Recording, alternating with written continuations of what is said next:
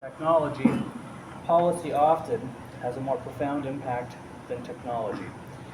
And this is why he's here to speak to us today as a political affairs intern with the Borgen Project, a nonprofit organization focused on fighting extreme poverty and hunger in developing countries. And as you may know, Rotary clubs across the world, including this one, routinely strive to effect change through global projects, often in developing countries. And many in this room have experienced volunteering in developing countries, myself included, with a 3-week capacity building role in Nepal some years ago. Suffice to say, we're looking forward to your presentation this morning. Thank you. Good morning, everyone. Good morning. Good morning. So yeah, I'm a master's student from McMaster, and I'm also doing an internship with the Borgen Project. And I'm here to talk to you about Canada's foreign aid. And the official development assistance is an important arm of Canada's foreign aid and of that of many developed countries. So we're here to see if Canada cares, or does it, right? So what is the Borgen Project? The Borgen Project is an NGO that is focused on ending global poverty through advocacy by influencing policy change at the highest levels. So we basically try to advocate to MPs to pass laws and bills that are focused on poverty reduction, education, health, and sustainable development. And how our NGO operates is volunteers like me would go to constituents like here in Hamilton, and we'll tell them about a law that's important, that can bring about global change for the world's poorest, with the hope that they will reach out to their MPs, and then in turn the MPs would discuss it with their peers, bring it up in the parliament, and pass laws that would boost international assistance and bring about global poverty reduction. So, official development assistance, what is ODA, right? So ODA is government aid aimed at promoting economic development and welfare in developing countries. The key focus areas are poverty reduction, education, health, and sustainable development. And why does ODA matter? Because it supports global peace, stability, and economic growth. And it's also a moral duty of developed nations to support vulnerable countries around the world. So a little bit of history about the present state of ODA, right? So we know that Lester B. Pearson, he is the 14th Prime Minister of Canada and a Nobel Peace Prize laureate. So in 1968, the World Bank approached Pearson and a group of experts asking him to study foreign aid and to come up with some recommendations. So they formed the Pearson Commission on International Development, and they made the report called the Pearson Report, whose findings were that if every developed nation would give 70 cents out of $100 of their income towards developmental assistance, then that would bring about meaningful change in the world, and at the same time it would not affect the economy of that giving country, right? So in 1970, this recommendation was accepted by the UN and set as a standard or a gold standard for nations to follow, with the hope that it would accelerate global development and change. So now we would think that because a prominent Prime Minister of Canada is there in setting up, who played a role in setting up the standard, Canada would be meeting the standard or showing the world how it's done, right? Yeah. But the reality is, since 1980s, we've been giving about the aim is 0.7% of GNI, that's the gross national income, which roughly translates to 70 cents of every $100 in income. And so Canada has been giving around 50 cents or 0.5% in the 1980s. And over the decades, it has been decreasing to right now where it's around half of the UN target of 0.7%. While countries like Germany, Norway, Sweden, and UK meet these targets, Canada does not meet these targets, and so it's a call for Canada to catch up, right?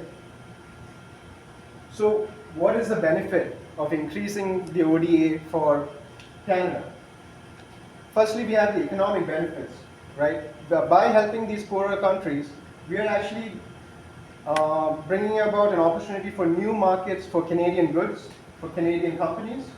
It's promoting job growth and is also providing economic opportunities the world over. Second, national security, right? What are the root causes of the issues that we face, whether it's a refugee crisis, extremism, terrorism?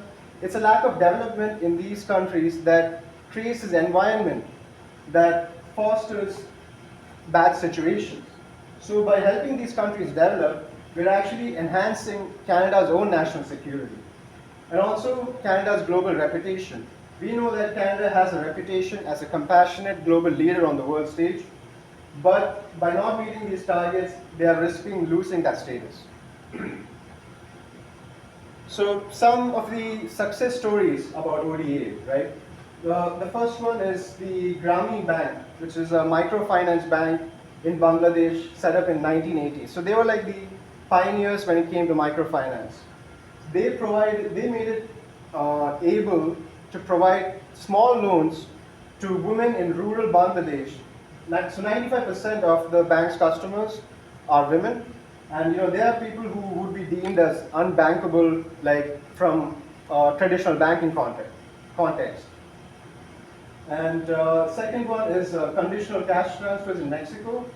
So here, what they do is they provide income to poor households, but with certain conditions associated with it. Like the kids of that household must go to school, the parents would have to go for regular medical checkups. And the third one is the productive safety net program in Ethiopia. So this is one of the largest social welfare programs that's there in Africa. And what it does is they provide financial assistance or food to food insecure households, but in return, these people would have to engage in community building activities like building roads, bridges, and that's how they would repay their loans. So all these programs, they require cash, right? Where does the finance come from? It comes from multilateral organizations like the World Bank, Inter-America Bank, Asian Development Bank, and all these, and where do they get the money from? From donations through the ODA, okay? So the outcomes of this highlight that, increasing the ODA can improve health, education, and economic stability in the recipient countries. So one thing that we and most of the public don't understand is that there is a difference between aid and assistance. While humanitarian aid and developmental assistance fall under the purview of the ODA, we need to realize that there is a difference on how the resources are spent in each case. So for humanitarian aid, the objective is immediate relief during crises such as natural disasters, conflicts, and emergencies. But developmental assistance is about long-term support aimed at improving social, economic, and political development. And the nature of assistance for humanitarian aid is direct aid, often in terms of kind donation, services, immediate financial support. But developmental assistance is about capacity building. It's about giving technical expertise and financial resources for long-term projects. And also in terms of the role of the local government that is seen when you give humanitarian aid, it often bypasses these governments. But when you're thinking about developmental assistance, it involves coordination with local governments and for the program implementation. And also in terms of sustainability, humanitarian aid, it focuses on short-term survival rather than a long-term sustainability, but developmental assistance emphasizes self-sufficiency and sustainable growth. So when it comes to foreign aid, there are principally two schools of thought, right? We have humane internationalists and we have international realists. Now both these groups want to give and help needy people, but the philosophy or the reasons behind why they're giving is different. How so? When it comes to philosophical foundation, humane internationalists prioritize ethical and moral obligations rooted in global solidarity, while international realists, they emphasize national interests, power dynamics, and pragmatic consideration. And when it comes to global governance, humane internationalists support strong international institutions for collective global action, while international realists are skeptical of global governance and they prioritize state sovereignty. And for foreign policy approach, humane internationalists advocate policies that promote human rights, social justice, and development, while international realists focus on securing national security, economic interests, geopolitical goals. So basically, international realists want to give aid, but they also want something in return. They want that aid to go and do something and give back to the country that's giving. And in terms of aid and development, Humane Internationalists support foreign aid to reduce global inequalities and promote welfare, while international realists use aid to secure alliances, influence, or pursue strategic interests. And also for climate change, Humane Internationalists consider it a shared, urgent responsibility requiring global cooperation, while international realists would view it through the lens of national competitiveness and economic costs. So, any questions that you would like to discuss about? How many countries are involved in this right at the present time? On giving ODA or receiving ODA? Yes. Both. Both. So for giving ODA, it's mainly the OECD countries. Okay. So there's an organization called DAC, Developmental Assistance Community, and that basically consists about 32 developed nations from the OECD, and the countries that are receiving. So it's over like 150 countries that receive this foreign aid, right? And also there's always this issue, like for example, if you take the case of Haiti, right? In 2010, there was a big earthquake in Haiti, and there was a big public outcry. So at that time, Canada's ODA towards Haiti, it skyrocketed, right? It like doubled over like from 2008 to 2010. But as soon as the public's outcry ended, the ODA just crashed, right? So it was a crucial phase where the humanitarian aid had to transfer into developmental assistance. But that didn't happen, because if the public doesn't want it, the government doesn't do it. And the public doesn't want it because they're not educated about this simple difference between aid and assistance, and the need to ask your government to do more for assistance. I'm curious how the current geopolitical situation is impacting the success and operation of this program. Yeah. So there was a research that compared Canada with the countries that it's giving to, with other developed countries and the countries they're giving to see who Canada is mimicking the most, right? So in 1965, Canada was closely mimicking the United Kingdom, which is understandable because of the colonial past. And then by 1985, 95, they were mimicking Norway and Sweden, who are seen as like humane internationalists, right? But in 2010, Canada shifted its focus from African countries towards Latin American countries. And today we are mimicking more of what America is doing. And American aid is seen more as on the international realist side, right? And presently, yeah, like you said, we're going to be more conservative. If the government changes and we become conservative, we can definitely expect more of the aid to go in terms of international realists, like in the international realist way, where we are giving with the hope that, or with the aim to get something in return, to increase our status, our national sovereignty. I think that would be the direction that Canadian aid is going to go towards. Your graph showed Canada, Norway, Sweden, UK. What about the US? Do they meet their target? No, they don't meet their target, because the US is more of in the international realist realm. So they spend their aid to ensure that they stay on top. And so the US does not meet its target, Canada doesn't meet its target. How's the Borgen project organized in Canada? There's 330 odd MPs. How many chapters do you have in Borgen? So their main focus is in US. They're from Seattle, and they've recently started their Canadian chapter. So I'm like the first volunteer for the Borgen project in Canada. I mean in Hamilton, and they are getting so when I joined, there was around 40 people who joined with me, but out of that only like 4 were from Canada. So I wouldn't say their influence in Canadian politics is high right now, but they are trying to get more people on board and bring about more education and mobilization efforts. I come from a different sort of perspective. Where is CEDA? Does CEDA still exist? No, CEDA got merged into the Global Affairs Canada Okay. in 2015. So CEDA doesn't exist anymore. It's Global Affairs Canada that looks after Canada's ODA. So CEDA used to, but they had a lot of issues with the administration was just focused here, and they had very little people on the ground, and it was a very centralized form, and it was not dynamic to understand what the people in these developing countries wanted. So they faced a lot of controversies like that, and ultimately they merged it with Global Affairs Canada. I mean, they merged it with another organization, and they call it Global Affairs Canada now. Does Global Affairs Canada know who you are?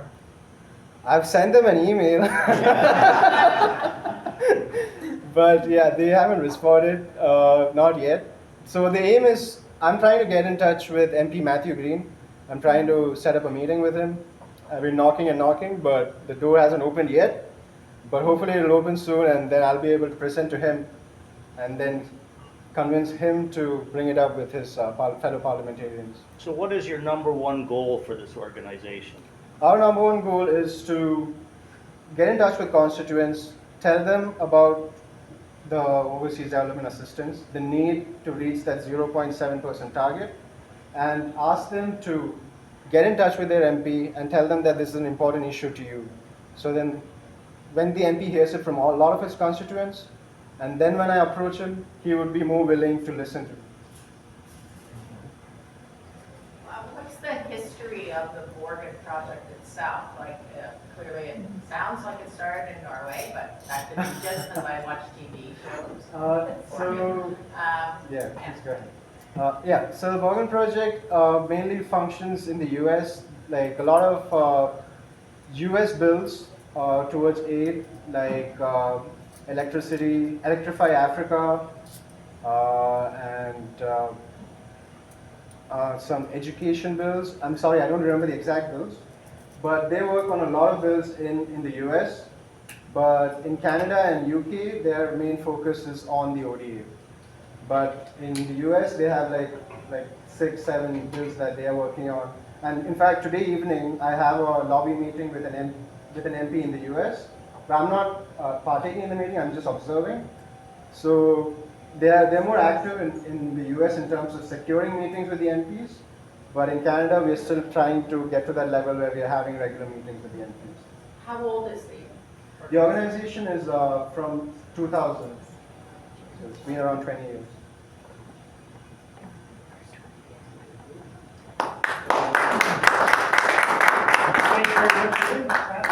It's my pleasure to thank you. It is always great to hear about new NGOs, new to us. 24 years is kind of a short time, but maybe not for you. And certainly many of us that have lived through eras of a higher percentage of international development funds being given by our government. I think we're aware of it. We're also aware that we're falling behind in so many other areas, both with NATO and with defense in general. So there are a lot of people looking for the pie, that is for sure. But you certainly hit the nail on the head in terms of defining humane internationalism. So I think we understand that quite clearly. Anyway, it's our pleasure to have you speak today. Thank you. Before I go, I just had one more slide to show. Okay, it's a final call to action. So the impact of increased ODA isn't just measured in dollars, but in lives improved, communities uplifted, and conflicts prevented. Your support, your voice, and your advocacy can help turn this vision into a reality. Let's stand together to ensure Canada's commitment to a better, fairer world, not just for others, but for the future that we want to build together. And in case any of you want to reach out and have a conversation, that's my email ID.